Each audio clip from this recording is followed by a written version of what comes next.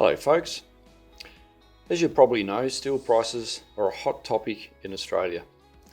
Recently there's been a lot of talk about why steel prices are so high. If you've purchased any farm machinery, fences, farm sheds or silos over the past couple of years, you probably wondered the same thing, which is understandable. Steel prices in Australia have been on the rise for a few years now, and the increases show no signs of abating. So in this video, we're going to discuss the different aspects of rising steel prices in Australia.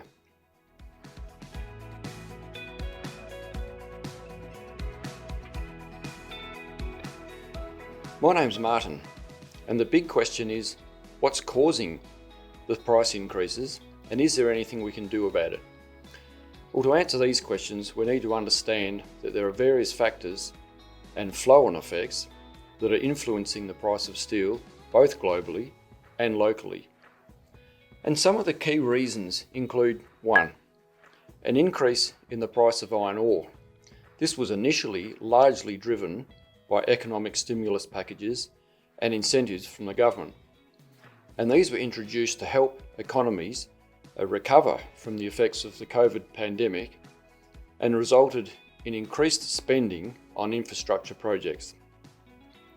It's also important to note that Brazil was heavily impacted by the pandemic. And because that country is the second largest iron ore producer in the world, this produced greater demand and stress on the Australian iron ore exports. And number 2, an increased demand for steel.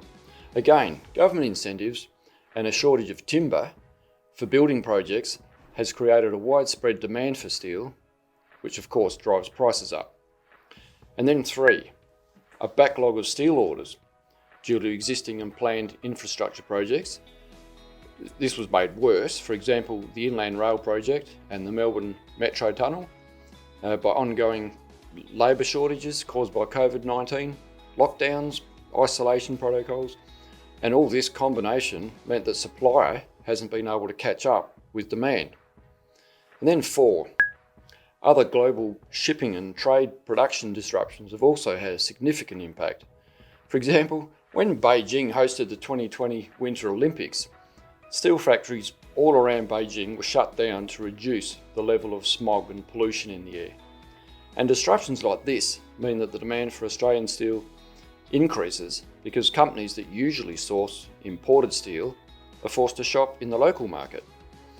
And the result is decreased availability on the home front and consistently high or even increased pricing.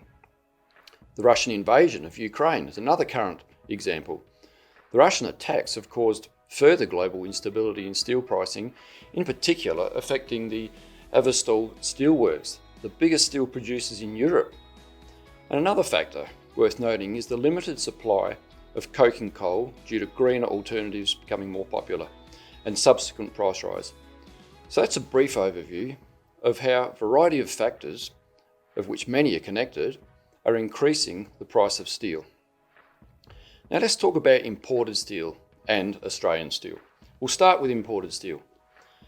To further understand these price increases, it's important to understand the global steel market and what influences the price of steel. Well, firstly, the global steel market is extremely volatile, and this is generally reflected in the prices that we pay for steel.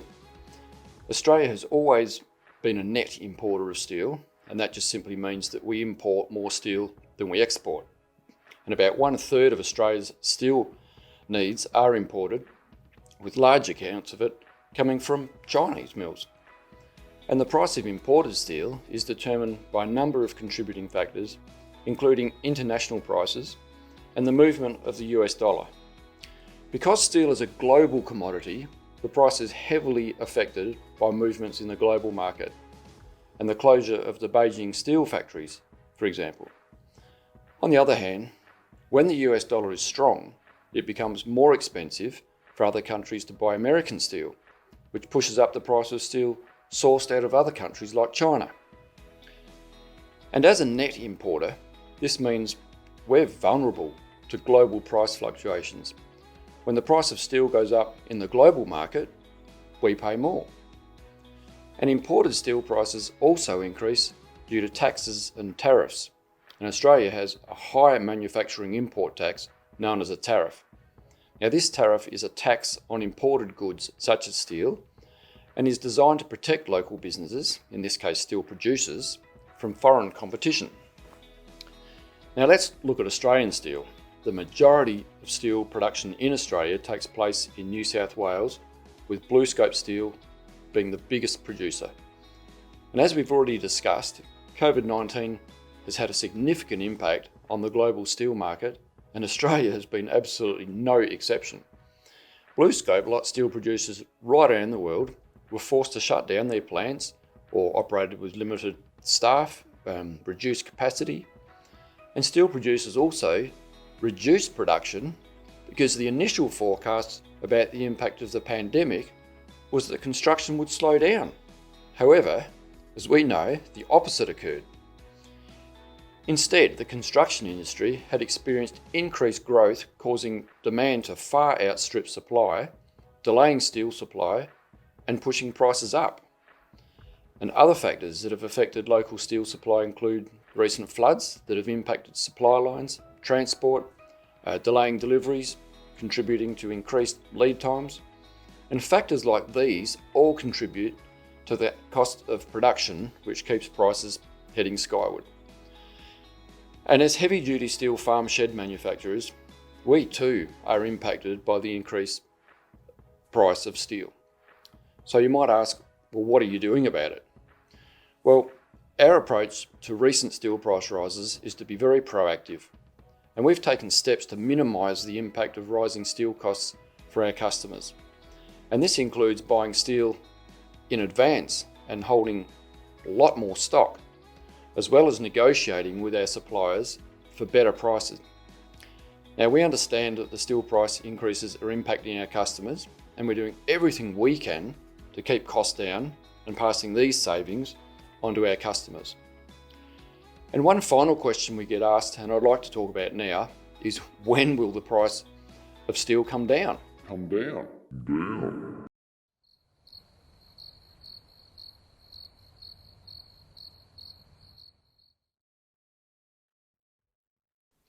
Well, while we're not crystal ball gazers and can't see into the future, if only we could, we can share some of the market observations and industry insights that will influence when steel prices will start falling.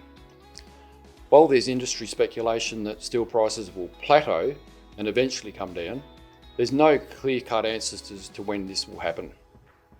With a recent drop in iron ore prices, it was expected that the price increase would stop and the price of steel would come down. Unfortunately, steel prices have continued to rise, albeit by smaller percentages. Some factors that will potentially help steel prices to come down include increased production once the labour issues are resolved, and steel suppliers selling excess stock once the supply is improved. An alternative or new reliable steel supplier might emerge, or a decrease in demand. It's very difficult to put a time frame on any of these predictions, of course. And some forecasters predict that steel prices will return to pre-COVID levels by the end of the year.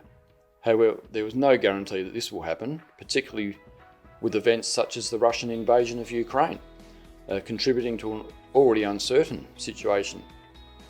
In the meantime, rest assured that we are actively securing supply of Australian-made steel for our sheds and negotiating prices with our suppliers.